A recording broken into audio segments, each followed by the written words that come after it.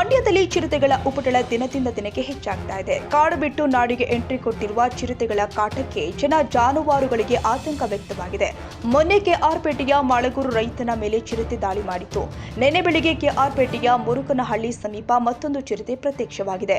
ರಾತ್ರಿ ಲಕ್ಷ್ಮೀಪುರದ ಸಮೀಪ ಇನ್ನೊಂದು ಚಿರತೆ ಪ್ರತ್ಯಕ್ಷವಾಗಿದ್ದು ಊರಿನ ಎಂಟ್ರಿಯಲ್ಲಿ ರಸ್ತೆ ದಾಟಿ ಹೋಗುತ್ತಿರುವ ದೃಶ್ಯ ಸೆರೆಯಾಗಿದೆ.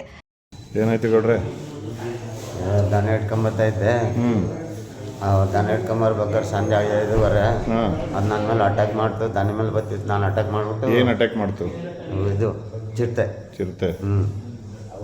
ನಿಮ್ಮ ಮೇಲೆ ಡೈರೆಕ್ಟ್ ಅಟ್ಯಾಕ್ ಮಾಡ್ತೀವಿ. ಅದು ಪಡ್ತಿಲ್ವಿ ಇಲ್ಲಿ. ಎಲ್ಲೆಲ್ಲಿ ಗಾಯ ಆಗದೆ ತೋರಿಸಿ ನೋಡಿ. ಇಲ್ಲಿ ಮಗ, ಹಿಂದ್ಗಡೆ ತಲೆ, ಇಲ್ಲಿ ಬೆನ್ನು. ಬಿಡಿ ಓಕೆನಾ? ಸ್ಥಳೀಯರ ಮೊಬೈಲ್ನಲ್ಲಿ ಸೆರೆಯಾಗಿದ್ದು, ಸರತಿ ಸಾಲಿನಲ್ಲಿ ಚಿರತೆಗಳ ಪ್ರತ್ಯಕ್ಷದಿಂದ ಜನ ಆತಂಕಗೊಂಡಿದ್ದಾರೆ. ಚಿರತೆ ಸೆರೆ ಹಿಡಿಯಲು ಅರಣ್ಯ ಇಲಾಖೆಗೆ ಗ್ರಾಮಸ್ಥರು ಒತ್ತಾಯ ಮಾಡಿದ್ದಾರೆ.